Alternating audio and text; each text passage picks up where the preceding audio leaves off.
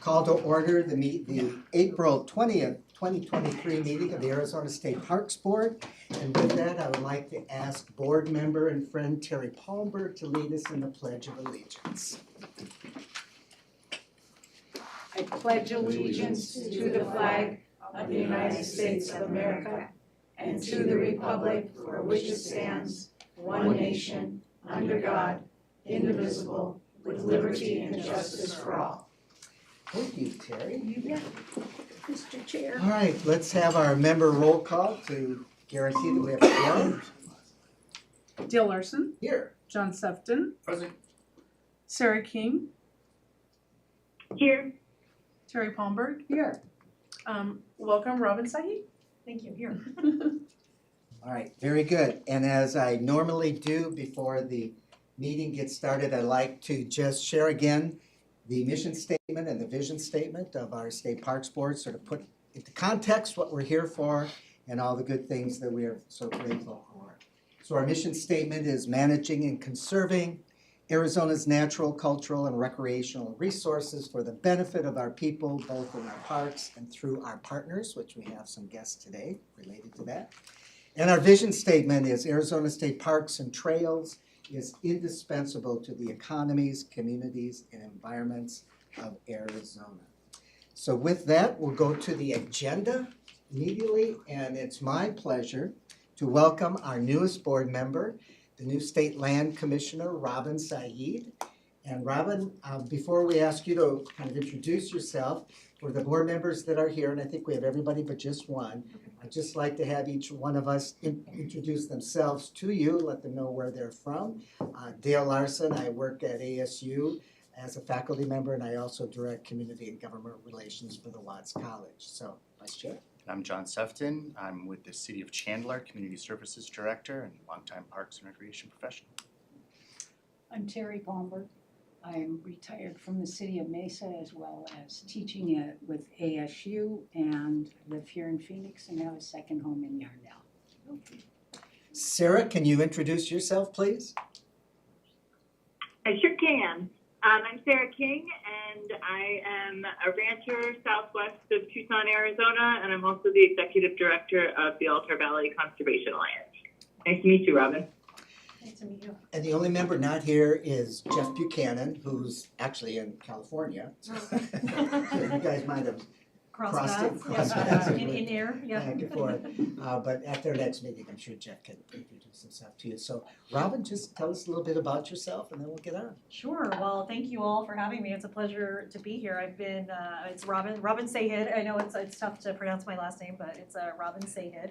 And I have been in the position just over a month now. I am commuting back and forth to California right now. I'll be fully relocated in mid-June. I have a fifth grader that we didn't want to pull out before the end of the year, so letting her finish out the year, we'll be here mid-June. But I lived here for 15 years. The past 4 I've been in California, but I lived in the Valley from 2004 to 2019. Almost the entirety of that time was with the City of Phoenix, so I actually started my career with the City of Phoenix and the Phoenix Sister Cities office. I did that for about a year in the Mayor's Office of Protocol.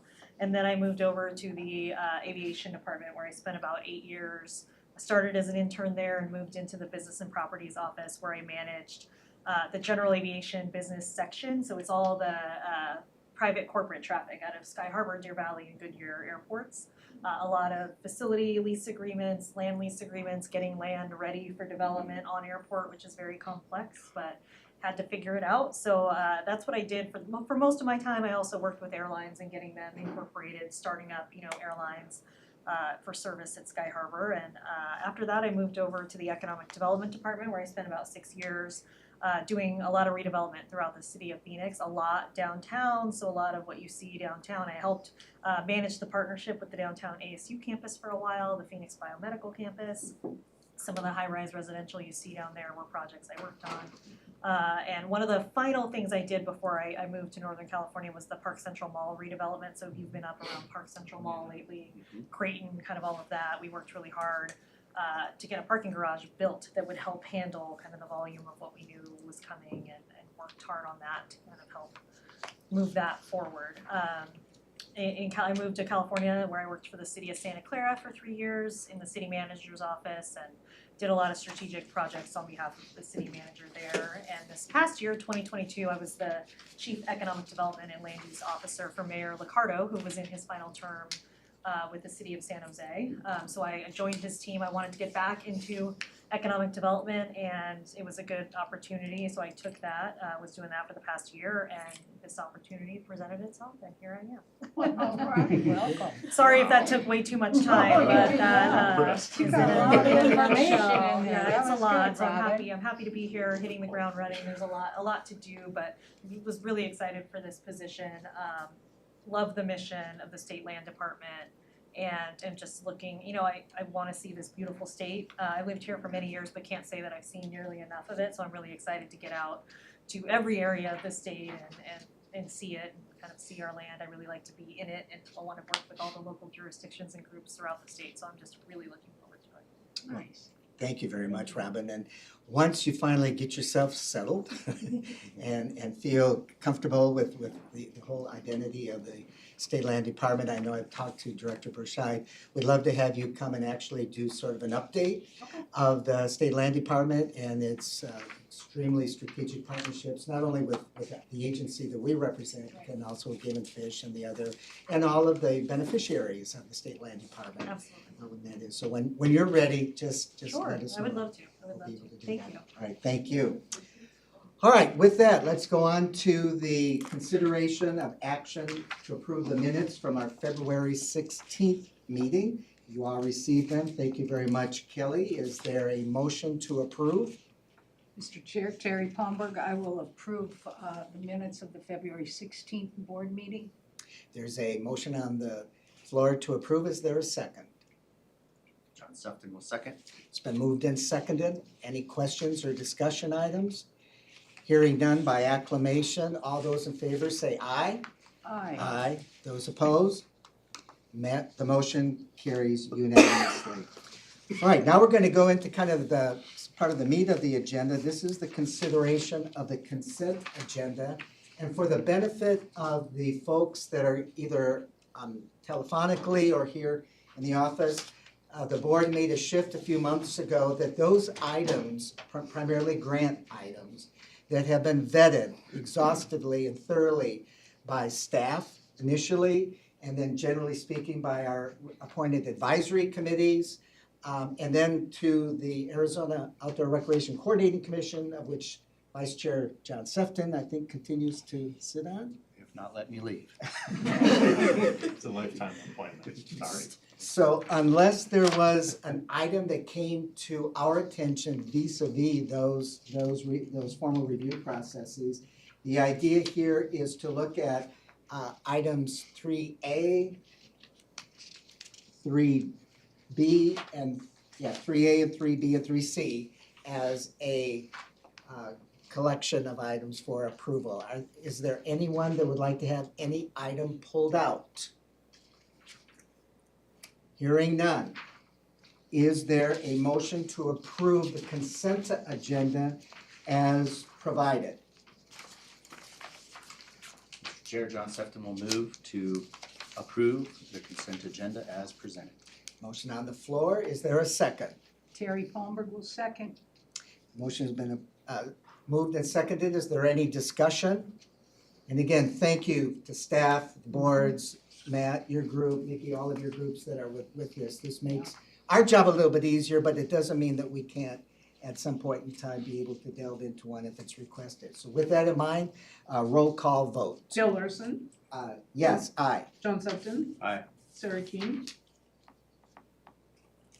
Aye. Terry Palmberg, Aye. Robin Sahid. Aye. Mr. Chair, the motion passed. Thank you very much. All right, go to item number 4. This is for information, the Emergency and Mitigation Supplemental Grant Application Update. And we have Matt Eberhardt here, our State Off-Highway Vehicle Coordinator. So Matt, take it away. My stuff together, was ready in case there was any questions.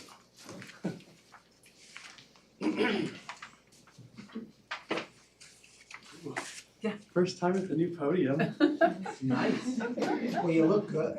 That's good coordination. You got a clicker? Wow. We're going places, folks. 21st century. Mr. Chair, members of the board, I'm Matt Everhart, the State Off-Highway Vehicle Coordinator for Arizona State Parks and Trails. As you mentioned, our Grants and Trails team reviews and vets a variety of projects, so the consent agendas have been a huge help for us in being able to save our voices a little. So with today's approval of those grants, just so you are aware, there was $1.9 million approved by our board. $1.7 million for competitive grants and $247,000 for our supplemental projects. As part of our supplemental off-highway vehicle decal grants, what we have, back in 2017, the Arizona State Parks Board approved our Grants and Trails team to award projects up to $100,000 for projects like this, where there's been vandalism, or fire or weather damage to trails, or habitat or cultural sites that have been negatively impacted.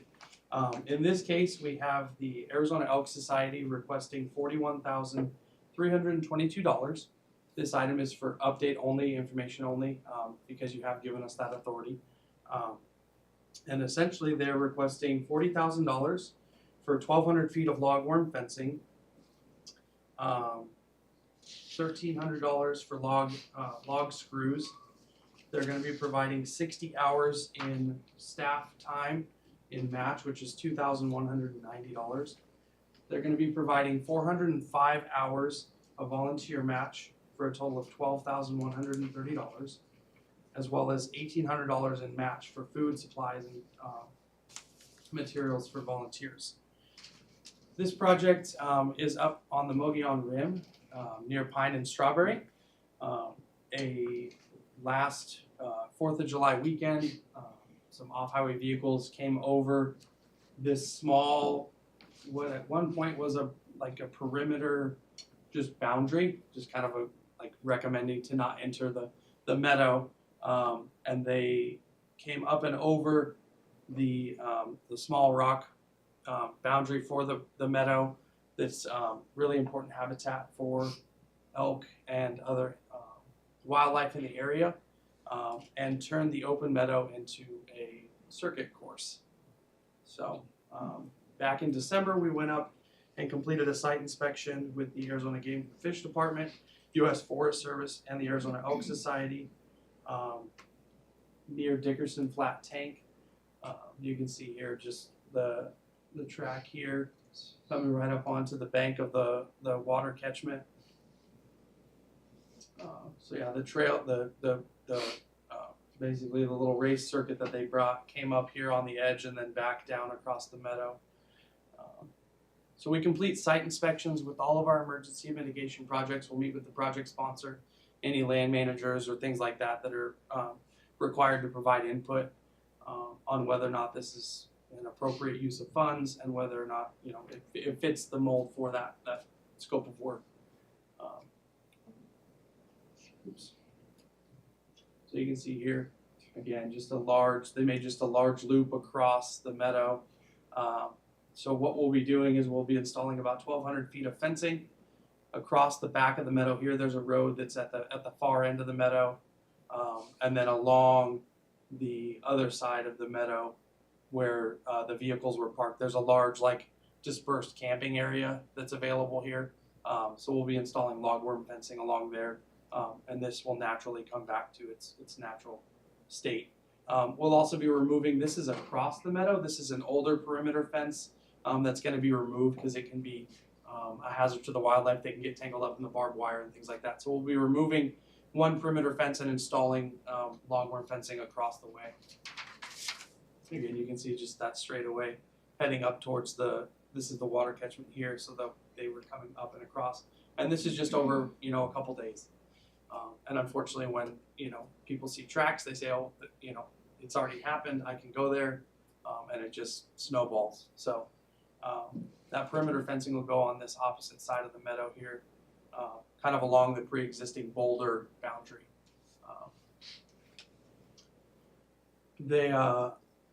The project has been approved by the State Historic Preservation Office, and we are in the process of establishing an agreement for the project. It fit the mold, and I'd be happy to answer any questions about the project. Board members?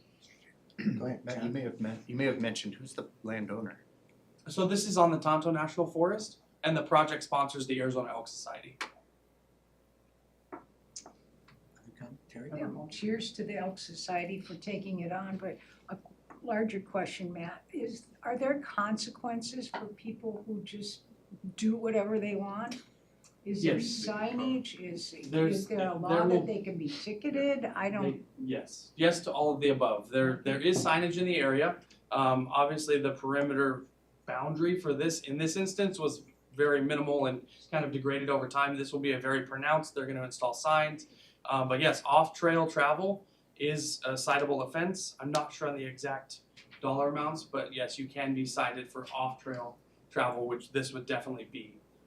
So I'm sure it was, I don't know if law enforcement was involved in this specific instance, but we met with Game and Fish law enforcement, and they're aware of the situation. Unfortunately, across the state, there's just a lack of law enforcement overall, which is why we did establish, as part of our supplemental grant programs, the law enforcement grant. So, and we have seen an uptick in that to try and help combat some of the bad behavior that we're seeing. very good, thank you. As a follow-up to Terry's comment, so the Forest Service owns this, would it require their policing, or can Game and Fish have the jurisdiction to be able to provide security, or how does that work since it's kind of cross-governmental jurisdiction? So essentially, any peace officer in the state of Arizona can enforce our statutes. Primarily here would be Arizona Game and Fish Department, any of the counties, or Forest Service staff would be able to enforce that or issue a citation for that. So it's kind of across the different BLM and Forest Service properties. It's a multi-jurisdictional, much like the counties helping to enforce issues on state land. It's kind of everybody working together.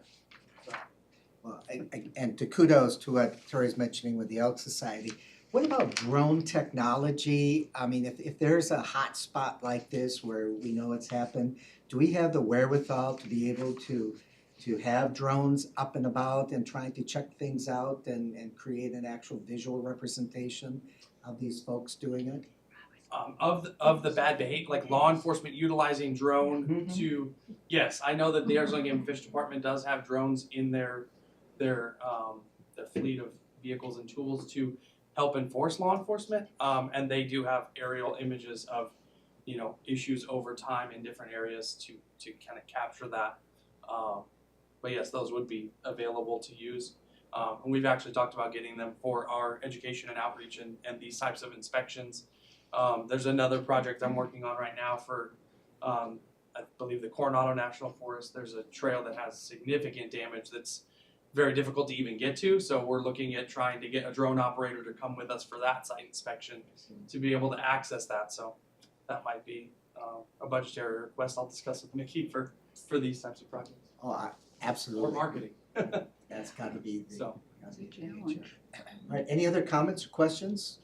Very good. I guess next time when all this work is done, please bring the after pictures. Yeah, we're So- working with the Elk Society and Tread Lightly to hopefully get this installed once we get their agreement in place by the end of the month or start of May. So we plan to attend and help out in August. All right, very good, thank you. And then I know Michelle's coming up later, but that'd be a great story at some point, so very good, thank you.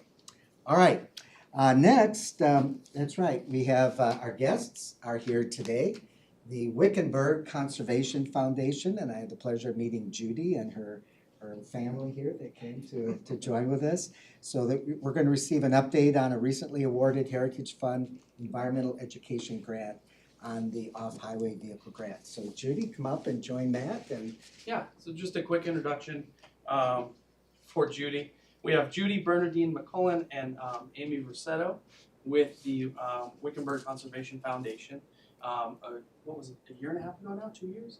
That you received? Seems like a long time ago. So they received a grant. They received a grant from the Off-Highway Vehicle Fund to do cleanups in the Box Canyon area outside of Wickenburg. And then they were just recently awarded an education grant through the Heritage Fund. So we'll hand it over to Judy. She's here to present on that. And thank you all for being here. Go ahead, Judy, welcome. You have the power. Whoa, I don't know how to use it. I'm from a small town. So I take it that I use this to, Yeah, do you, help me. of course. So you can advance it, please? Oh, okay, thanks. If all spells, I'm happy to help you. Great, great. Well, thanks for having us. First of all, I want to thank you for awarding us the grants that you have done so far.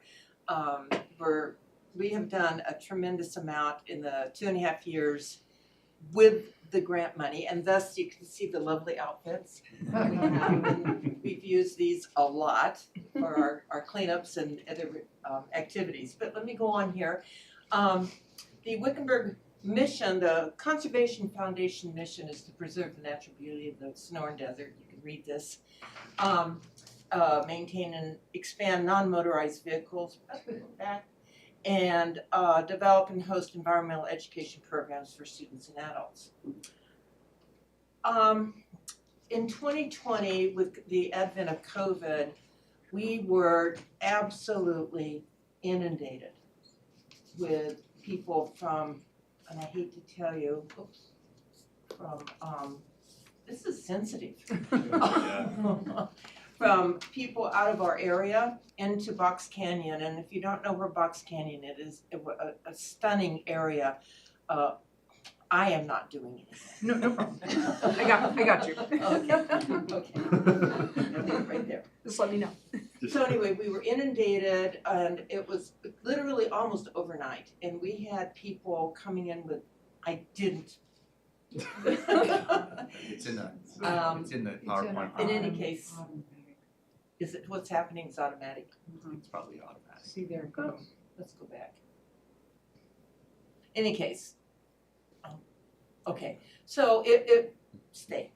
And so what happened was that I live right near Box Canyon, and I was I have to admit, I was the instrumental force on this because it was affecting our community on Rincon Road and then Box Canyon with the ATVers that were coming in. They were just being very, I mean, you talk about bad behavior.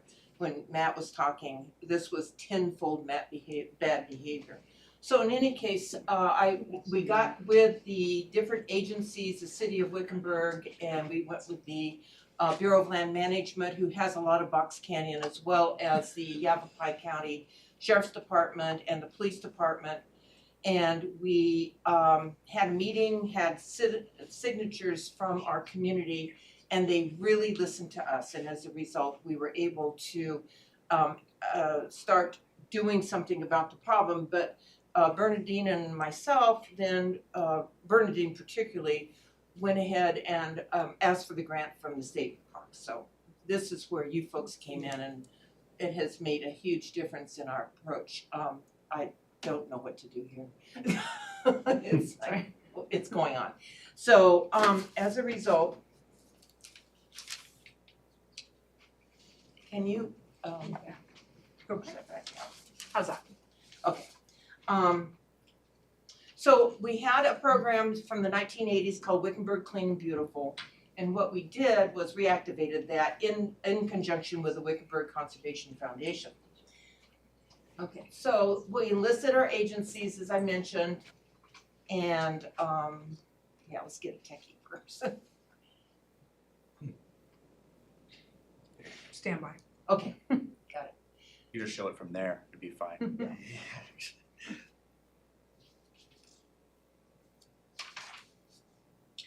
By the way, I've read a lot in the Wickenburg paper about your activities and actions, and congratulations Thank you. on Thank you. everything you do. It's very nice. We've had a tremendous response from not only the citizens in Wickenburg, but also our businesses. And we have our businesses sponsor a cleanup every month, and the businesses then will come out, and their job is to provide 5 people. That's their job. And it has been amazing. This year has just grown, and as a result, we can So go back. Okay. So in any case, with the grant money that we got, we ended up putting up our PIPO.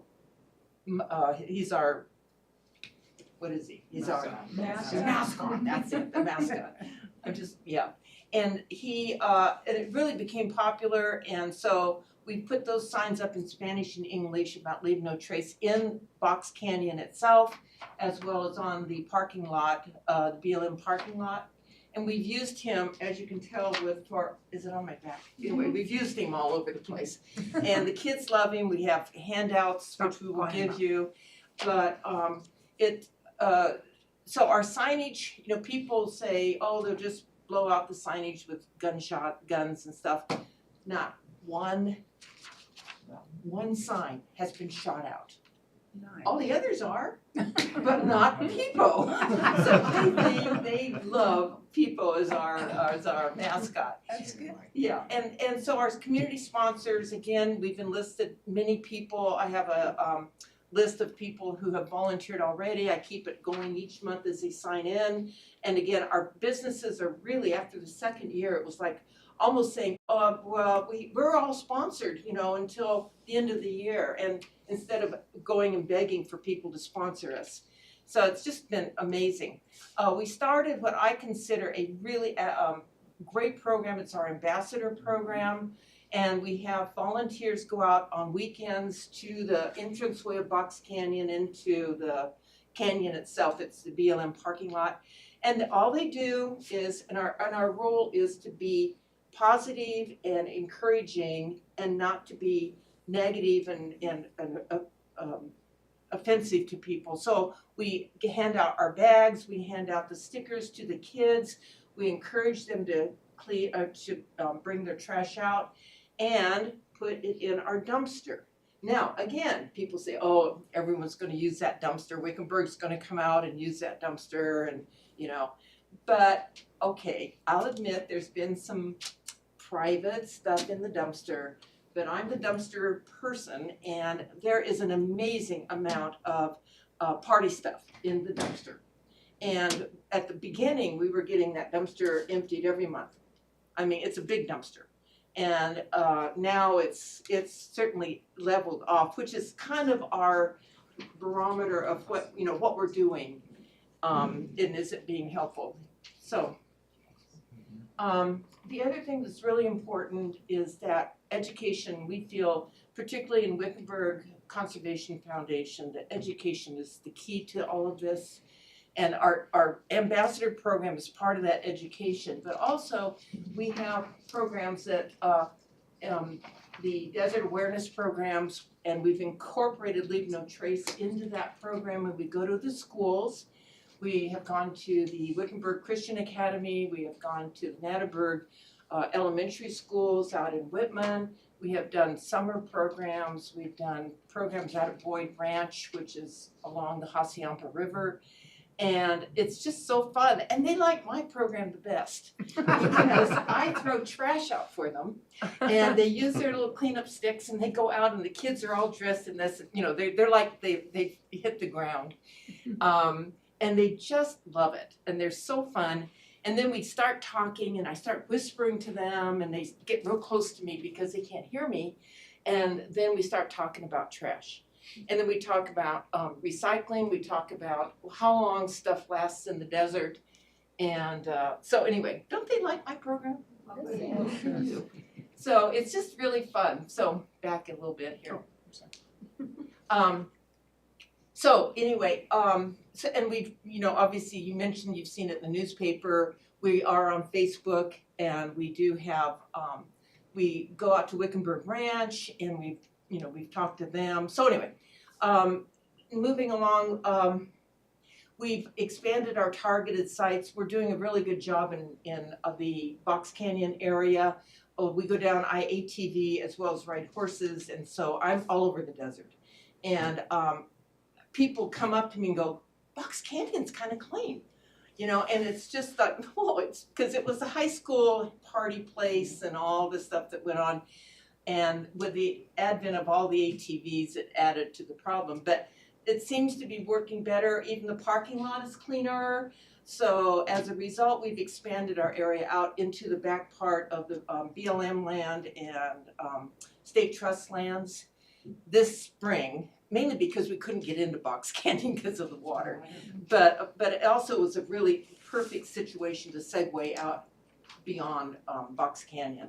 So we've done a lot of cleaning up out there. Okay, I know I'm running out of time.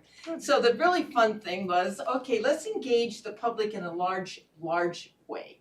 So we entered the Gold Rush Parade 2 years in a row. First year, everybody kind of went, who are these people with trash all over their ATV? And, you know, so they kind of go, oh, that's really nice.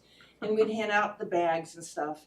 And then the second year, this year, the parade was amazing. We had our trash queen. And she absolutely is meant for this job. She engaged the people. We had our little litter bugs over here, and they were in the parade, and we handed out, you know, candy in a bag and some stickers and stuff like that. But it was the applause it was just like, oh my gosh, they know who we are. And it was just so exciting. It was really fun. The first year we actually had a burro or a mule carrying garbage, and I thought that was pretty unique. But I'll tell you, our trash queen is great. So then we also received a grant from you, and it's a Why It Matters video. And so we're playing that. Are we playing that? Okay. So let's go ahead. I will just show you what we did with this video with the help of Steve Wood. Conservation Foundation. Here in this place of raw natural beauty, where saguaro cacti stand proud and tall, the Sonoran wildlife flourish, and those of us that live here call this place home. Welcome to the Sonoran Desert in Arizona, where the West is still very wild. And we want to keep it that way for future generations that come behind us. Here in our backyard, most of us spend our free time riding our horses, our ATVs, hiking, mountain biking, always excited to see just what's around the next corner. But more often than not, we are reminded that there are others here in our desert that just don't see the beauty or care enough about it to take their trash home. Sometimes this is what we see. You see, this is what people leave here in this beautiful Sonoran Desert. It doesn't have to be that way. When we have these monthly events to clean up trash with the Wickenburg Conservation Foundation, everybody gets involved. I'd like you to meet Ann. Ann comes out here, sets the pace for all of us, and she's 82. I'm just out here picking up trash that's blown in. People do leave a trace, and that's not good. And see, for those of us that can't bend over, I have this handy tool. It's not only up to us to be great stewards of our public lands, it's up to us to teach our young people. Here at the Wickenburg Conservation Foundation, we thought it would be a great idea to enlist the help of our young people, have them create their own video to show the students of Arizona how they see trash in their public lands and what they're willing to do about it. Alaya Doma and Ella Bland both shared first place. Here's Alaya's video. Sometimes littering happens by accident. But it's okay. Pick it up. It's that simple. Bring it back, even if you're hiking, ATV riding, or even just having fun for the day. It's this easy. Just pick it up, even if it's no choice. And sharing first place is Ella Bland with this animation.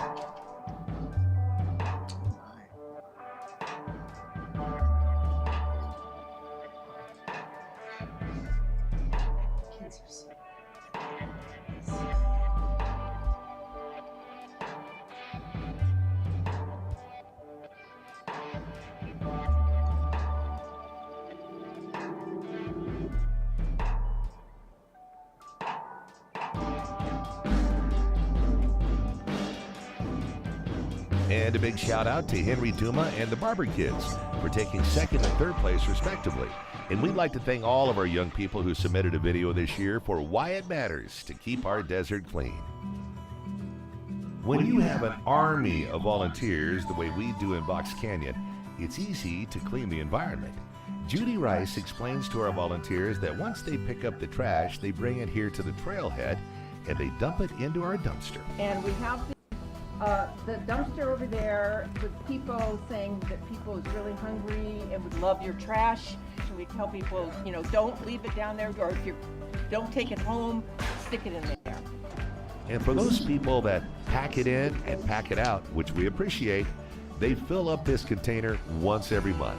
It is picked up, it is dumped, and the container is taken back out to the trailhead to be filled up once again. The cycle just repeats itself. The Wickenburg Conservation Foundation recognizes that to pull something like this off every month, you need some great partnerships. We're proud to be affiliated with the State Parks and Trails of Arizona, the Arizona Game and Fish Department, and the Bureau of Land Management. We're obviously happy to see these types of grant dollars going out, making a positive impact to the smaller communities as well as the off-highway vehicle community. I think just having a presence, like you said, you start to see a change just in seeing orange vests and a lot of people coming and going and picking things up. So you guys are doing great work, and thanks for having me out today. One of the biggest items that I find out there most commonly are the mylar balloons. Our Sonoran desert tortoise and the bighorn sheep. They'll also think that the mylar balloons are food sources, and they might try to ingest or eat these things, and they could suffocate. As well as out here at Box Canyon, a lot of people will leave waste from like picnics and from diapers and toilet paper and stuff like that. And so it's kind of creating a mess out there, a bit of an eyesore. Not only do we enjoy getting together with our neighbors in the community once a month, it's also important to educate people. Pack it in, pack it out. That's our message, and our ambassadors pass that along to everybody that comes through the trailhead. Because we're really trying to teach our children the importance of cleaning up. Yes, every time we go riding and we see trash, it gets us mad to see that people don't pick up after themselves. Right. We try to do it every time, and we try to teach our kids to clean up after themselves, and we show them, look at this, and don't ever do this, pick up after yourselves and things like that. We're with the Wickenburg Conservation Foundation, and we're encouraging people to pack it in, pack it out. So if you see some trash or have some trash, and we've got a dumpster over there when you come back. Beautiful. And then here's a decal that you can put on your little army jeep here. We love our Arizona desert, where we can play, get wet, have fun in the Hassayampa River. But sometimes you come across something that takes a little more effort. And when you do, you put in that effort to clean it up. Oh my gosh, look what people have done. This is my first time here, and I can't imagine why anybody would ever want to mark this up. I know, this is very, very unique. This has a whole history, like, look at this. And it's all over. It is, it's all around, everywhere. Really sad.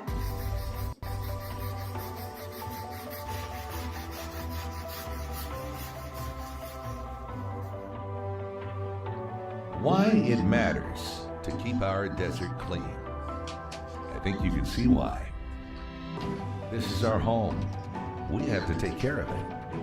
And it's up to us to teach the next generation to have the same kind of respect and stewardship. Because it's not only our home, it's their home too. Why it matters to keep our desert clean. Thanks to everyone who helped in creating this video.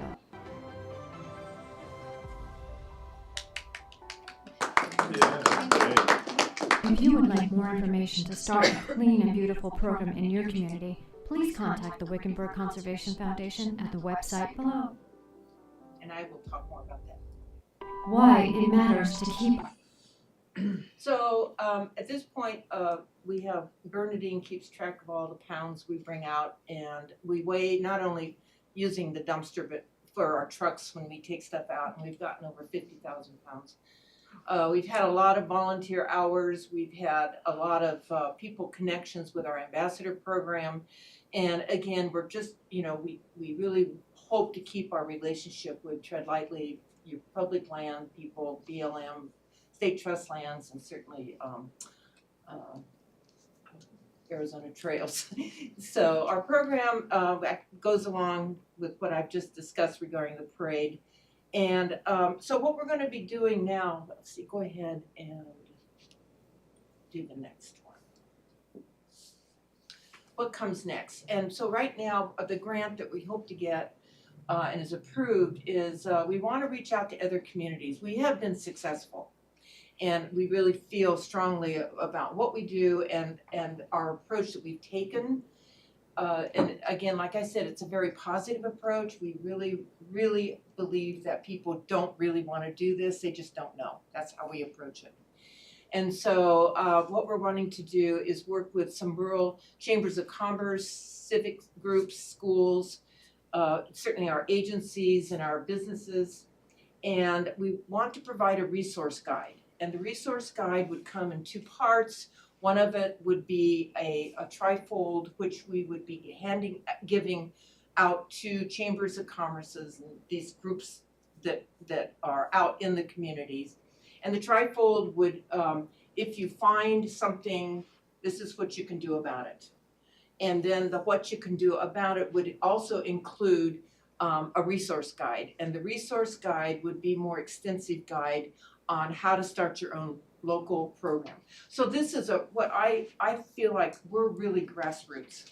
This is at the community level. And this is why I felt so positive about what we're doing, is that we really are working at the community level. We've had people asking us how to start programs. So what we're trying to do, our goal is to find 5 or more sustainable community programs and help them start their own programs. It wouldn't be our program, but we would give information about what worked for us. So our communities, we're looking at Congress, we're looking at ones that are kind of close to Wickenburg, but they have a lot of problems. And so that's where we're going with this grant, and we need a little bit of help with just the resource guides. We provide the footwork, we will provide the contacts with people. But anyway, that's kind of where we're at right now in 2023. So, Thank you very much. yeah, Excellent. I'm sorry it took so much longer. Any comments, thoughts from board members? Judy, so maybe a simple question, is there a real life Kipo? He moved away. He moved away. No, but one of the nurses, I'm a nurse, and so we were sitting there acting as ambassadors one time, and we were going, we need we need a mascot. And she goes, well, what about a burro? Because burros are like Arizona.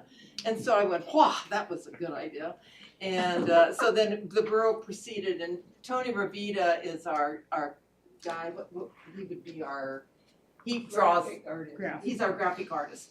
And so we gave him the ideas, and he threw the trash on the pictures, and yeah, no, he's not real, but he is real. Yeah, very, very clever. Now, the county is developing a park out there, Hacienda. Yes, they are. And so are they one of your next partners in this? And what's the proximity to Box Canyon? I don't know how that's all gonna work. I really don't. We do go out, we've expanded out to Vulture Peak and have looked at the state trust lands out there. There's a lot of camping going on. And we were so very happily surprised that people are cleaning up. And so I don't know if we're like, losing our job or what. It's sort of, it's not like being a nurse where everyone gets sick. This is kind of, maybe we're losing but I don't think so, because we've still found a lot of trash. But I don't know about that situation. Certainly if Wickenburg can help out, we will. But I really don't know. But you go around that area. Pretty connected with all of them. So Yeah. it's great to see. You're very much inspirational what you guys have pulled off. Thank you. Yeah. Any other comments? Thank you for letting us talk. I would, just one closing comment. Yeah. Are you familiar with Arizona Forward? Yes, we are. Because they have their Criscordia competition for educational, environmental education grants. I think this would be an excellent Thank you. applicant for that, because it really reaches out to the community. And then one other comment, you mentioned your resource guide. I think as far as developing 5 new partners or whatever it might be in the area, like the Elk Society, you all are recognized 501c3s. Right. Oftentimes, that's the biggest obstacle, is to be able to become a 501c3, and the nonprofit organization, whether you know, get a volunteer lawyer or you get somebody who's familiar with that area. So I think your resource guide, my suggestion would be is to make sure that there is some sort of a template to say, here's how you can become a recognized 501c3, because a lot of volunteer groups just don't They have the don't know, wherewithal. yeah, that's a very, very good suggestion, yeah. All right, well, thank you, and Bernadine and Amy, right? Yeah. Amy and. And we do have the bags, the Peepo stickers, and so if you have any grandkids or kids that you want to give them, or put them on your card. There you go. Or other Thank people's you. I'll hand it back. Okay. I really appreciate it very much. All right, with that spirit, oh my gosh, Michelle, it's so wonderful to have you. We follow your monthly, your publications and and to have you up here now and in person to talk about what's been going on. It's been a great spring, so take it away. Yeah, and this is a very, very exciting podium up here. So yes, I'm very excited to be here today to talk to you guys about our marketing program. And let's see if I can do this. Okay. I can. So I want to first introduce the marketing communications team because they are the ones that make everything happen. So as you can see, we're a little dorky, but that's how well we work together. So up in the top corner, we have Gecko, and he does our graphic design. He does our signage. He does a lot of our outreach. Then we have Neil, and he is in the picture demonstrating the Google tracker that we use to map out all of the trails in the parks.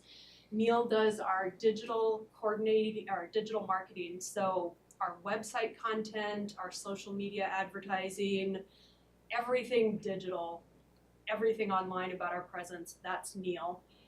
He's also working to be our park liaison now, and he's going out to each of the parks and talking to them about how marketing can help them and what resources we have available for them. And he's also the co-host of our podcast.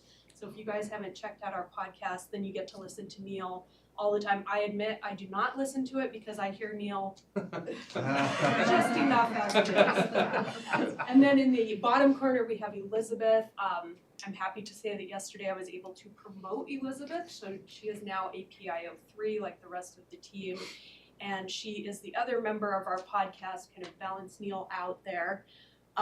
And she does our social media, all of those short form videos that are doing so well. She handles some of our website content and just has done a really fantastic job in getting that information out there. And then we have Carlos, and Carlos does all of our photography and videography, and he is our new drone pilot as well. So that's the team right there. Nice. And then our goals in the marketing department are to promote the parks to people who have not visited, to gain that new visitation. We want to reach our residents and visitors from out of state with data-driven messaging. We really look to target people who are already interested in outdoor recreation and then educate them about the parks and the opportunities that we have in the parks. We look at travel trends, we look at demographics, we try to figure out who the right people are so that we can target them and reach them with our advertising and our messaging. And then of course, we also work with our internal customers, the parks, some of our other departments, just to make sure that we're getting them the information that they need so that they can share their work and their efforts with the community. This is just a little bit of what we do. So online, we make sure that we're doing website content, writing new articles, writing new pages, getting that content out there that people are looking for. We take care of press releases and working with media. We do Facebook, Twitter, Instagram, no more TikTok for us. But we're going to move into the YouTube short form videos. And we post on each of those platforms at least twice a day. So that means that we use approximately 40 pictures each week. And we try not to be repetitive in that. We try to use new pictures every time. So as you can imagine, coming up with that content for 2 times every single day on each of these platforms. And we also tailor those messages depending on who the audience is in those platforms. One of the things that we've seen is that the media really pays attention to Twitter. So if we have something business focused or an event coming up, we put that out on Twitter because the media is likely to pick that up. can't tell you the number of times that I've just been looking through our media clips in the morning and I see that a news station read off one of our tweets or showed one of our pictures or talked about something, and we never had any interaction with that media. They just saw it on our Twitter page and went ahead and put it out there. So that's been really helpful for us. We also have our monthly consumer newsletter, and that goes out to about 140,000 people. The best part about that is that we have a 39% open rate, which is a lot better than the 19% average for the industry. We've worked really hard to find the right time of day, the right information, the right look and feel to that newsletter so that people do click on that, and we are seeing a really, really good return on it. We also do our team newsletter, which does not always have as good of an open rate, but that information comes in from our parks, and then we put that together. I know you guys all receive that as well, and Robin, I will make sure to add you to our distribution list. I mentioned that we do the podcast. It's bi-monthly, and we're in season 4 already. We work with a lot of different guests in the community, people who have expertise in topics relating to outdoor recreation, and then we invite them on there. We do all the design, graphics, signage, interpretive signs in the parks. We can help with that. Flyers, postcards, anything like that we do internally. And I'm sure you guys have all seen our green guide. It's our staple brochure for the agency. That is actually printed for free from American Park Network. So they do that once a year for us. We don't have any cost at all. It's fantastic and a really, really good partnership for us to have. We update it every year, and we get about 80 to 100,000, depending on what they can afford and how many we use. But we give those out to other chambers and convention and visitors bureaus around the state, make sure that everyone has that to distribute, and then we use it internally as well. And then, of course, to help us reach the 40 pictures per day or per week that we use for social media, we have Carlos going out and getting photos and video of some of our projects, of our parks, seasonality, that kind of thing. And we also do outreach, and then make sure that everything that's coming back or that's going out to the community that's about Arizona State Parks and Trails looks like it's from Arizona State Parks and Trails and looks like it's professional and really well put together so that our agency is represented well out there. So just to jump into advertising, about 82% of my marketing budget is used for advertising. We all know advertising is super expensive, so we really try to keep our other costs down so that we can use as much of that as possible to get the word out. I was a little off in this, and I revised it, but it was too late because I'd already turned it into Kelly. So my budget was a little bit lower this year, but the breakout is still about the same. So we spend about 7% just in social media advertising, 21% in television. And that's not because we do a lot of TV, it's because TV is super expensive. And then 13% in print, and then we use 59% for digital, just because digital is so much more cost effective. We're able to reach a lot of people through digital marketing. We're able to see really great results. We're able to drive them directly to our website, which is where we put our most relevant and updated content. So we're really able to keep that cycle going with getting them in and then hoping that they'll take an action from visiting our website. Michelle, on the TV, does PBS charge you? Because I oftentimes see state parks on PBS a lot. No, they do not, Dale, and you're jumping ahead a little bit. I've I'm got sorry, some PBS sorry. stuff coming up. No, PBS does not charge us for that. No, these would just be ads. Gotcha. And then, you know, our goal mainly is to just get people interested in the parks, but it's not just about packing the parks with people. We really want to make sure that the people who are coming to the parks are educated so that they're being responsible when they're out there. They're picking up their trash. They're understanding what it's like to camp, and they're coming in prepared. We want to make sure that they know about our grant programs and that they know about our State Historic Preservation Office and our development, our upcoming projects and everything. So it's not all make a reservation today or go visit. It's a lot of education and just making sure that people are informed about what Arizona has to offer.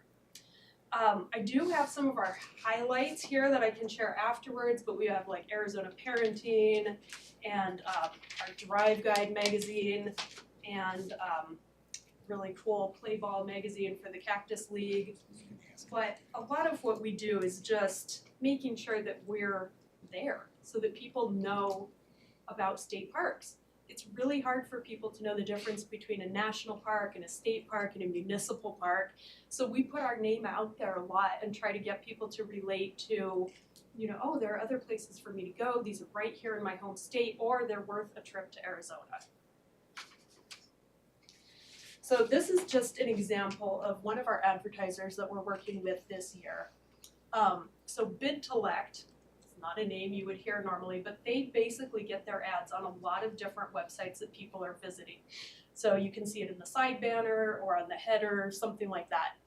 And one of the things that we were able to do with BidTelect was kind of ask these questions so that we can gather information about what people are interested.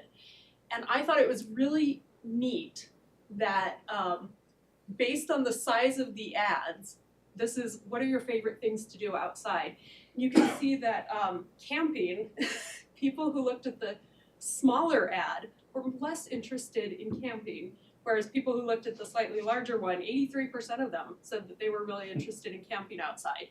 So by having both of those options available, we're really able to get to a large group of people and get that information back.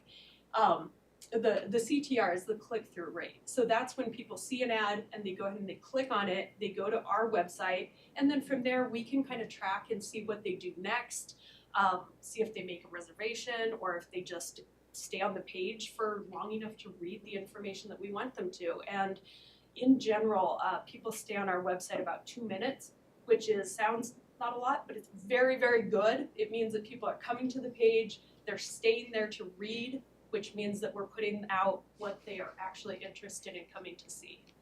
And then the bottom ad is, it's from Huddled Masses, and this is an interactive ad that we had out on digital platforms. So people would see the first panel that says, the weather's perfect, what are your favorite things to do? And then they could click on one of those squares and we could see them navigate through. If they chose hiking, we would take them to a hiking page on our website that had our hiking trails and some of our favorite places for people to go and hike. If they chose camping, we would take them to our camping pages and then hope they made a reservation. Mountain biking was another option. And then just in case, we had, I'm an indoor type. And we told them about our historic parks and museums that they could go visit inside. So we really were showing that we have something for everyone. So I know you were very interested in our Super Bowl ads. I have this here, and you guys can all take a copy if you're interested in football and want to see our ads. But we did a special print edition. We reached 10 million people with that. We also did some specific Facebook ads targeting the Kansas City and Philadelphia fans of football who were also interested in outdoor recreation. With those ads, we reached about 1.1 million people. 8,000 of them came to our website. 500 times those ads were shared with other people. So those were really successful ads. We also did spring target ads. We know spring in Arizona is a really popular time for people to be traveling. So we did 20 ads, and I said Meta because Facebook and Instagram is one happy company now. So when we do our Facebook advertising, it also reaches our Instagram users. So just with 20 ads during 2 weeks in March, we were able to reach about 614,000 people. We drove about 17,000 clicks through to our website to get that information. So it was really successful. One of the other things that we've been experimenting with is putting out social media ads for our open positions. I know I used it to get Elizabeth. It was really, really helpful to have that out there on social media. We got a lot of applications through that process. So we tried it out with Tonto Natural Bridge. They had an open position. They asked us for some help. We targeted the social media ads to Payson area outdoor enthusiasts. They said they had a lot more applications than they usually do. We reached 13,000 people. So we think it's a success. We've offered it to other parks to do if they want to. And then this Saturday actually is Earth Day. We have a lot of different parks doing different events. So we put out some Earth Day event ads about those things that are happening and got a really good engagement rate on that as well. So just from January through the end of March, we have been able to reach about 1.5 million people just with our social media advertising, and only for $10,000. So it's really, really effective for us to be able to use that method and reach that many people. This is just a little bit about our website.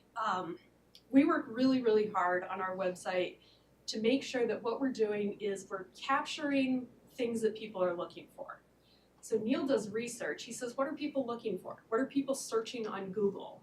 And of those things that they're searching for, do they relate to state parks?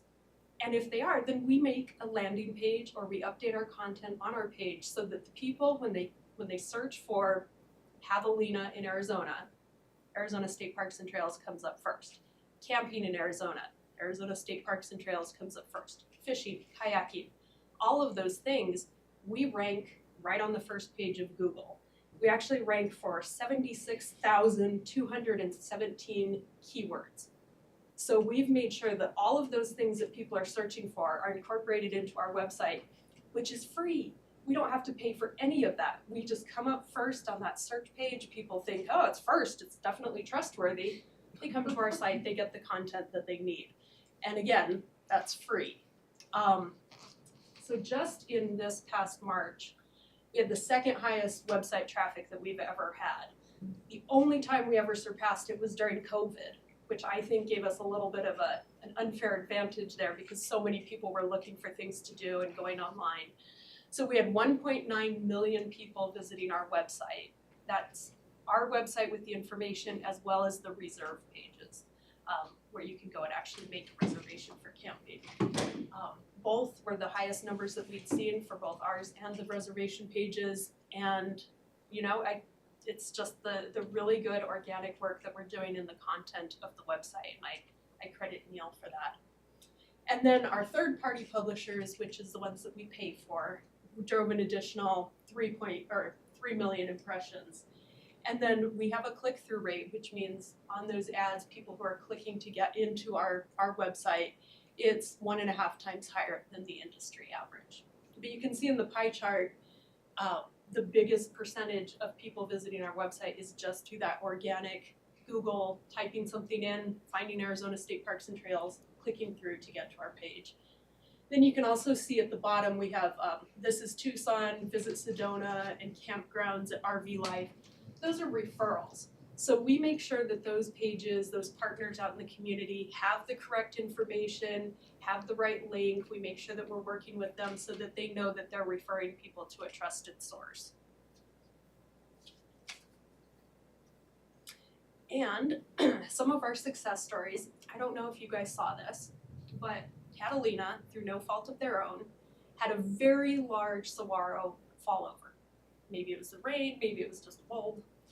Nonetheless, we reached more than 700 million people with that fallen saguaro. All we did was post it on social media.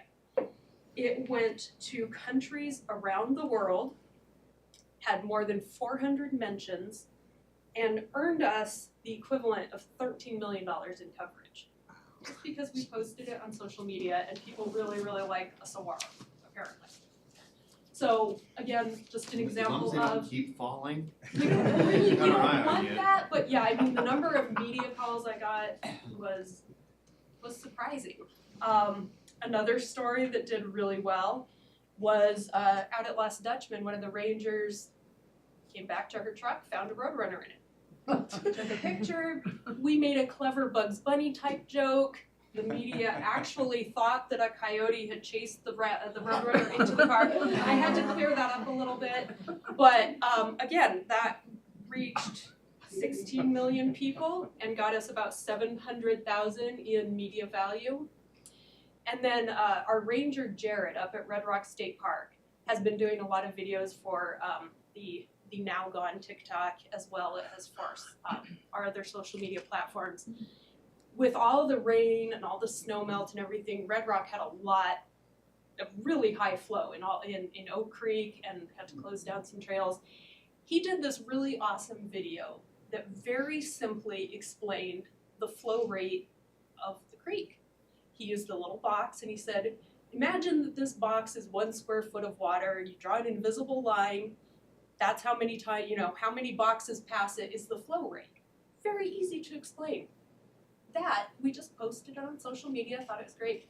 Arizona Republic wrote a whole article about that video and how cool it was and how simple to understand and how easy it was to educate people.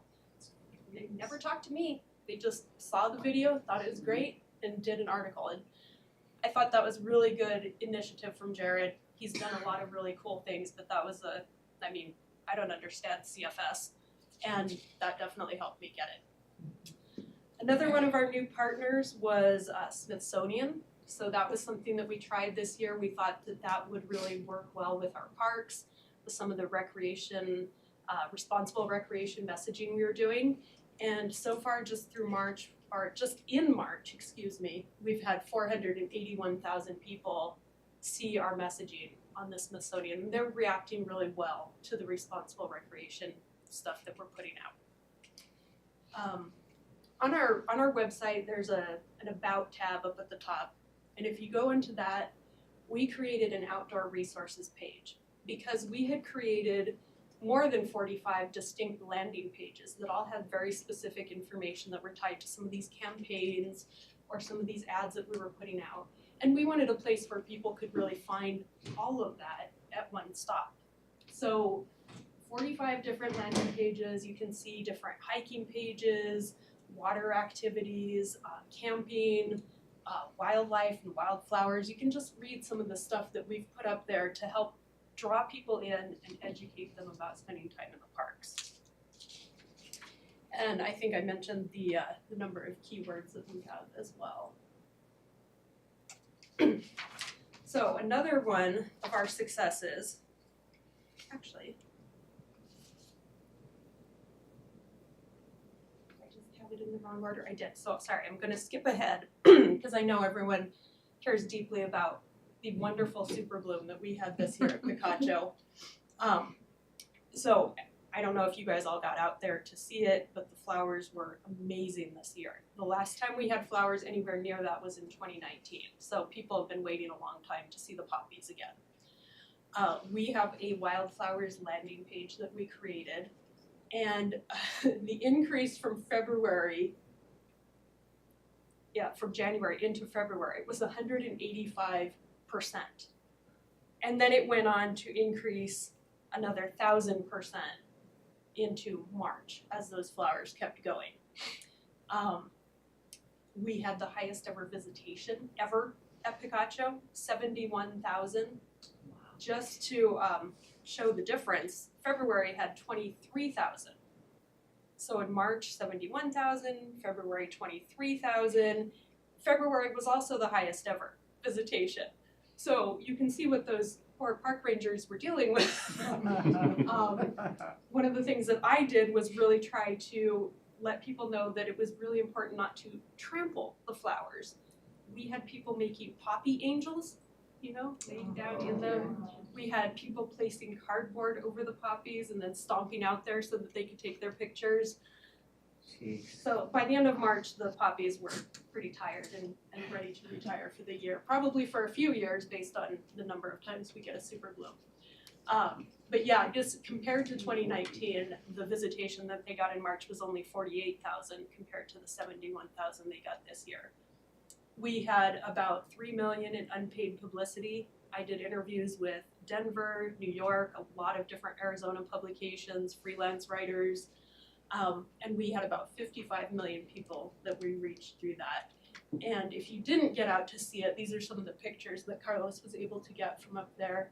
So we have the poppies, and then I put our lesser recognized lupins there on the side because they were just beautiful. You could see the big swaths of purple as well, and they hung around a little bit after the poppies started to wilt.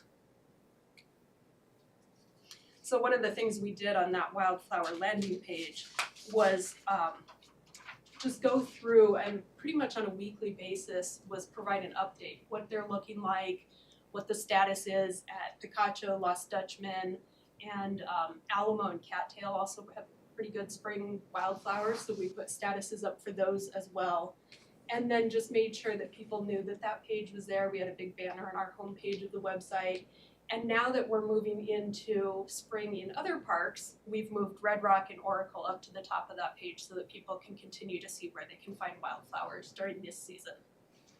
Now I'm just gonna skip back to this. So one of the really cool things that Elizabeth implemented was a social media meetup group, because we really need help from our rangers to put together that much social media, that many posts every week, every day.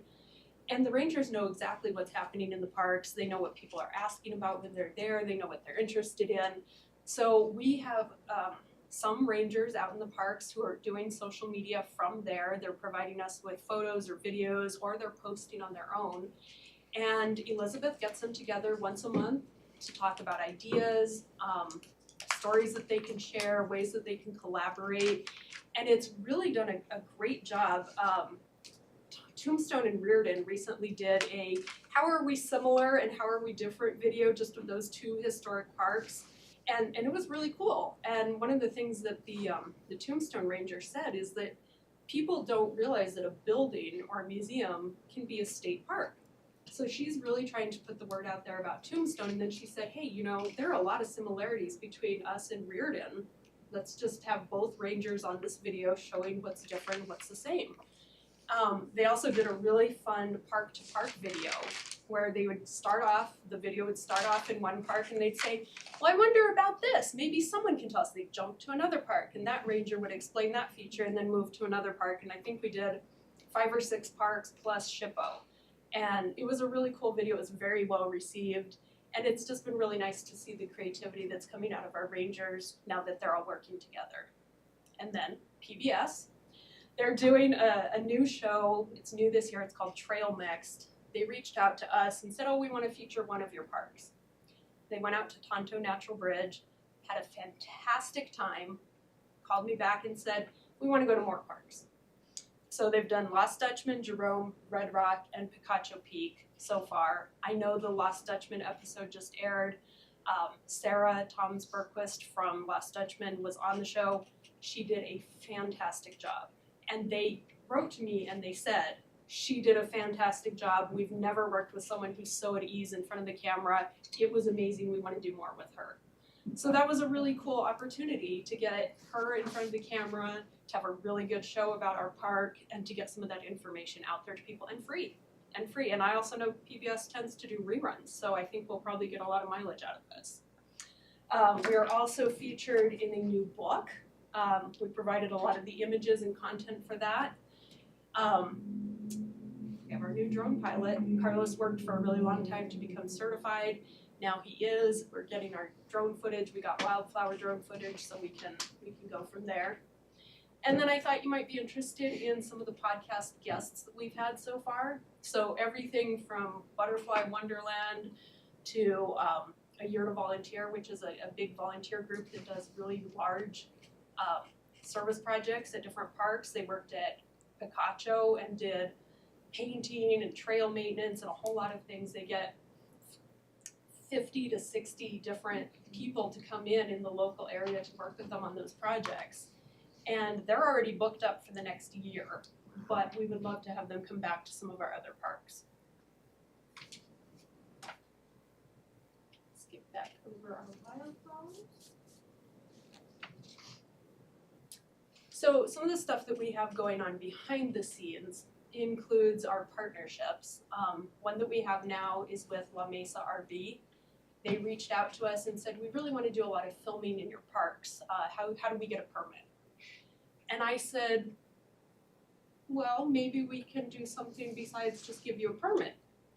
So now they have stands in each of their 3 Valley locations that have an Arizona State Parks poster and then some information so that people who are buying a new RV know where they can go camping. They've also come out to our parks and done a lot of filming, and then they've posted that on their social media channels and shared how cool it is to be in Arizona State Parks. They called me up a couple weeks ago and said, this has been really, really fun. We'd like to extend it another year. So that was really successful. Obviously, we work very closely with Arizona Office of Tourism. I'm very appreciative to their PIO. He gets us mentioned on the news quite a bit, talking about us this week for International Dark Sky Week. But yeah, they reach out to us a lot for different content and photos, and then they use their incredible reach with the media to get our name out there as well. We also work closely, unfortunately, in the summer months with Forestry and Fire as they work any fires or anything that come up near our parks. We're in really good coordination with them to make sure that we keep everyone safe. And then Entertainment Marketing Group is an interesting collaboration. They reached out about 3 years ago and said, Peppa Pig is coming to the US. I don't know anything about Peppa Pig, but I did know enough to know that Peppa is very popular. And all they wanted to do was put brochures out in our parks about Peppa's adventure in the parks. And we just got the back panel. It was free. Went really well. The kids really liked having Peppa brochures to pick up and activity sheets to do while they were in the park. So since then, we've done Gabby's Dollhouse, which again, I didn't know anything about, but was also popular. And then this year, we're having Bruce the Bear, who is a grouchy bear who befriends some geese, and he'll be in our parks in a brochure this year. So that's just, it's free. It gives something for the kids to do when they're in the parks, and it's kind of a fun partnership. And then we get the back panel to give them information. Excuse me, would you be interested in Pippo? I would be interested in Pippo because cleaning up after yourself in the park is one of the main messages we push. I don't know if you guys had heard, but we also received funding for a new agency app, a mobile application. We just put out the RFP. The bids are due May 1st. We had at least 6 companies say that they were interested. We're hopeful that we will get a really good amount of bids and then probably take a year or so to get that up and running. But it'll be a really exciting project with hopefully a lot of really interesting features that we can use to reach the younger generations. We do all of our advertising with Off Madison Avenue. They're our advertising agency, so wanted to share the love with them, and they were the ones who provided me with all these samples that I can share with you guys today. CrowdRiff has been a godsend. This is the most amazing platform. Essentially what it does is it searches all of social media. Anytime somebody posts something in our parks, about our parks, any photos, all we have to do is go in, make sure it's appropriate, and then ask them, hey, can we use this picture going forward? Do you give us rights to this picture? They say yes, we have these photos. So we have more than 13,000 new photos that we've curated through CrowdRiff, which helps so much with the 40 pictures each week, because CrowdRiff can't keep up with that. And this just gives us a lot of photos too that are of people out in the park enjoying themselves. And they love seeing themselves represented out there. I will say, when we get to it, the Arizona Parenting app, that's a picture that we got off of CrowdRiff. So this is a real family out in Lost Dutchman. They're not posing, they're not perfect, they're not, you know, asked to be there, we didn't pay them. They're having a really cool time, and now they're on the back of a magazine, hopefully telling other people that Lost Dutchman is a really cool park where they can go and have a great time with their families. So it's really been helpful for us to be able to get those pictures of humans not feeling uncomfortable because we're taking their picture, not looking posed, but just out there enjoying themselves. And then I guess you guys know we handle all the media relations. We do the really super fun public records requests. And then I also work closely with the governor's office for communications. And that's it. Do you have any questions?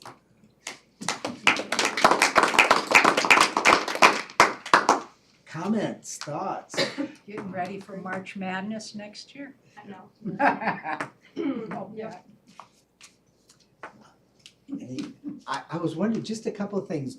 You were mentioning the consumer and team newsletters that go out. So do all the elected state legislative offices get those, as well as the entire Arizona congressional delegation offices get those? They do not. I don't even know if I have email addresses for all of them. I mean, that's accessible and it's public. And I would think, and again, to your point, and when Brittany comes up to talk about all the legislative things coming in, this is empowering. I mean, all these elected officials wanna know the great stuff that's happening with Arizona's nature.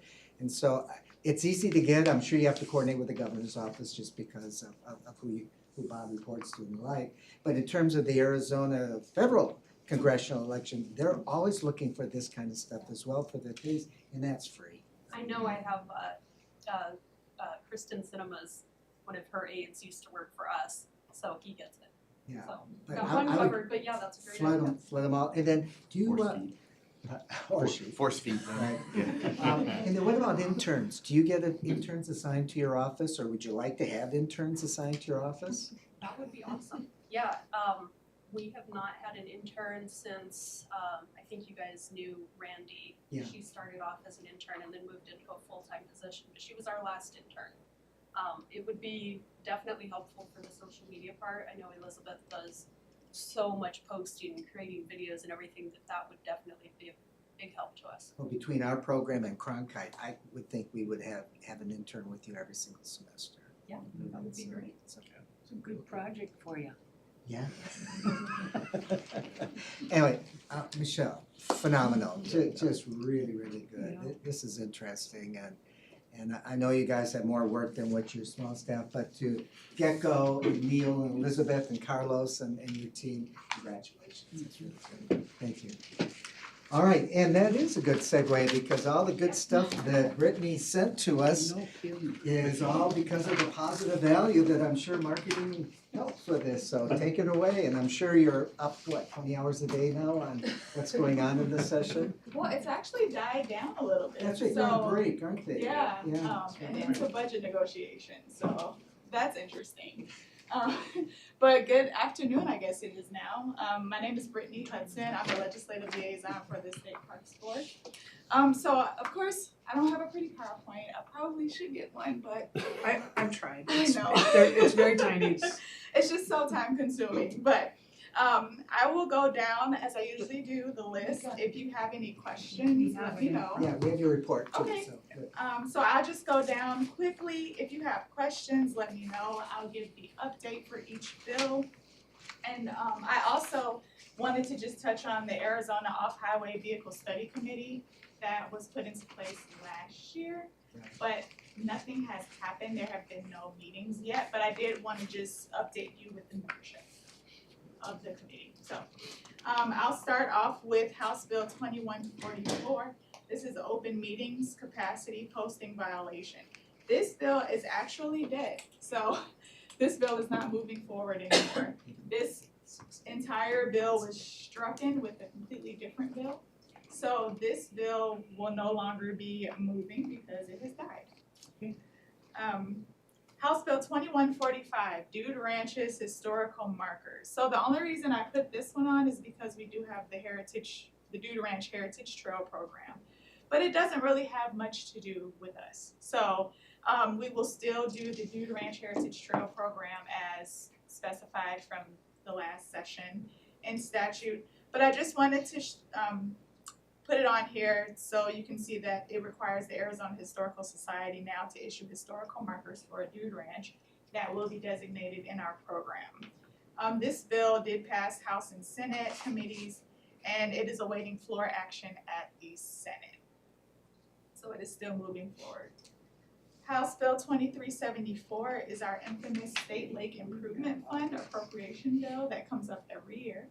And this is actually being negotiated in our budget right now. So we don't have to worry about this specific bill, but it will be moving forward in the budget proceedings. Now, this is 5 million. How much did you get this current year? 5, same amount. Around there, yeah.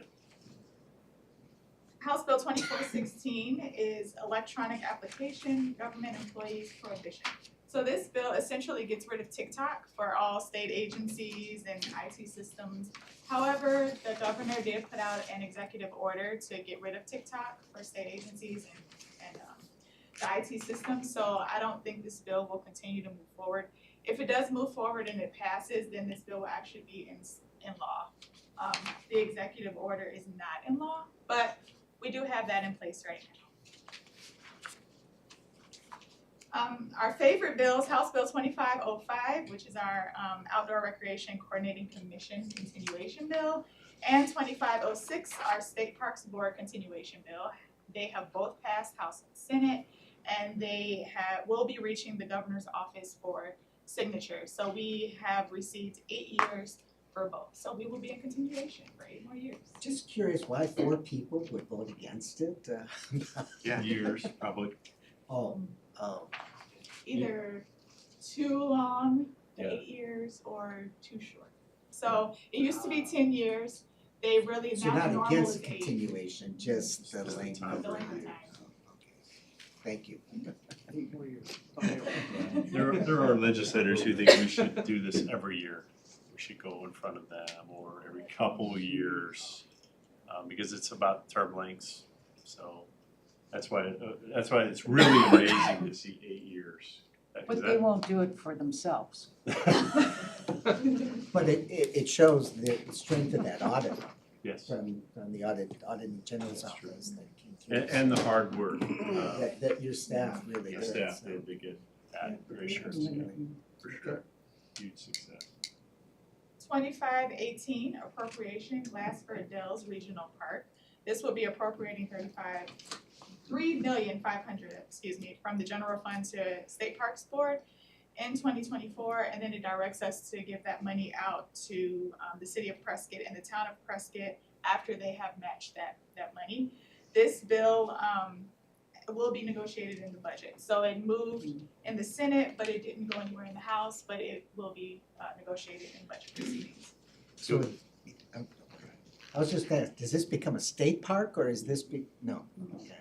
We're like the bank. Yeah, we're the pass Oh, through. the escrow for them. Just gonna make Do we sure know they that they have the 35? The 3.5? They said they did. They said they did? Okay. That's The counties and the city, Yeah. your cities, I mean, yeah. between them. They get to be able to come out. That's great. Yeah, they negotiated that number. We didn't really have anything to do with this bill, just other than just track. But yeah, they negotiated that appraisal, and then, of course, the state land department is guesstimating. I don't know if they've done the appraisal yet on that piece, but it's close to that, based on comps. So you're the bank. You are the bank. We're the bank. Once they reach that match, then we will write the check, and then they can purchase the land from the state. Okay. House Bill 2670, State Agencies Veterans Status Inquiry. This one is just requiring all state agencies, boards, and commissions to ask individuals at the point of service or on an application form if that person or family member has served in the military. This bill has passed the House, and it did pass Senate Military Affairs Committee and the Appropriations Committee, but it is still awaiting the floor vote. So this bill is still moving through the process. House Bill 2806, which is State Parks Heritage Fund appropriation. This is the one that appropriates $10 million from the general fund to the Arizona State Parks Heritage Fund. And this one will also be in the budget negotiations. So this is the 10 million bill, and then we have the other one that's the lottery, where that money's coming from the lottery into the Heritage Fund. That one is also going into budget negotiations. So we'll see which one we can get. So this year it ended up being 5, right? No, 2.5. Yeah, 2.5. 2.5. This current fiscal year Yeah, is 2.5. correct. But it started out at 10 and got down to 2.5. Do we get involved with those negotiations or it's all, okay? It's all governor's office, legislature. Yeah. Well, the Heritage Group get. Oh, yeah. They're much. For sure. Lonnie and the whole crew, yeah. Did you want to be? So essentially, House Bill 2808, public records time frame. A lot of agencies have issues with this bill. So this bill is actually dead. This is not moving and we don't have to worry about it anymore. Senate Bill 1166, public employers post-secondary degree requirements, which essentially provides a public employer from rejecting an applicant solely for not having a post-secondary degree. This bill made it through the entire process. It went to the governor's office, but the governor vetoed it. So we don't have to worry about this one anymore. I have a question though. Do we have any positions that require a degree? Which ones are those? I'll Some get of to you later, it's a long list. It is, Oh, huh? yeah, for sure. And also the State Historic Preservation Office has some too, where they need Yeah. the most cemetery. Almost more than not. Really? I could see the lawn enforcement side. Senate Bill 1224, the one that I was speaking about was the Lottery Heritage Fund bill. This one is going through the budget. So we just have to see which one goes through, if it's gonna be the lottery or the general fund appropriation. Just a couple more, 1239 Senate Bill, State Agencies Payments Cryptocurrency. This bill actually moved through the House and it went over to, or I'm sorry, it moved through the Senate and went over to the House and it failed in committee. So this bill has not passed and it will not be moving forward either. So we won't have cryptocurrency. Nice. Senate Bill 1392, Appropriation State Park Verde River. So this is the bill that appropriates $10 million from the general fund to the Arizona State Parks Board to establish a state park at the headwaters of the Verde River. This one is also in budget negotiation as well. The 10 million was amended to 7 million. So this is definitely one that will be in the budget negotiation. And the last one, Senate Bill 1694 is Public Monies Ideology Training Prohibition, which essentially prohibits a public entity from requiring them spending money on diversity, equity, and inclusion programs. This did pass the Senate. It was sent to the House and it did pass the House Government Committee, but it is still awaiting floor action. So we're still waiting to see if this bill moves forward. And those are all the bills that we have been tracking this session. Some of them are still moving, some of them are in budget negotiations, so we won't know about that until, I'm guessing, June, as it has been for the past couple of years. But I have heard that budget negotiations have gone well, so you never know. And then just the off-highway vehicle study committee, because we do have off-highway vehicle issues and things like that. I just wanted to read off the membership, just so we know that there is a membership right now. So for the House, there are 2 members of the House of Representatives, which will be Representative Cook and Representative Sosi. From the Senate, we don't have anyone assigned just yet. The other members, so we have 1 representative from the farming and agriculture industry, which is Mr. Benny Aha. 2 members from the public that are knowledgeable about outdoor recreation, Miss Deanna Bindley and Becky Ross. Obviously, our director of the State Parks Board, Bob Broscheid. 1 member who represents an off-highway vehicle organization, Mr. Matt Caldwell from Tread Lightly. 1 representative of an off-highway vehicle rental company in the state, Mr. Sean Clark from Happy Trails Adventure Company. The director of Arizona Game and Fish, Mr. Ty Gray. 1 representative of an off-highway vehicle manufacturer or retailer in the state, Mr. Chris Judson, Polaris Industries. 1 representative of an organization representing hunting or fishing, Mr. John Colazar, I believe that's his last name. Yep. 1 law enforcement officer who enforces off-highway vehicle laws, Sheriff David Rhodes from Yavapai County.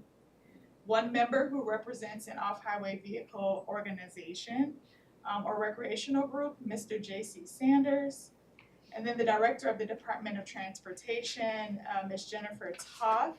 And then also, I could have sworn I saw the director of the Land Department. I don't know what's Oh, boy. Oh, actually it is. Sorry, I'm so sorry. The Commissioner of the State Land Department, Ms. Robin Sage. I knew it. Yes. So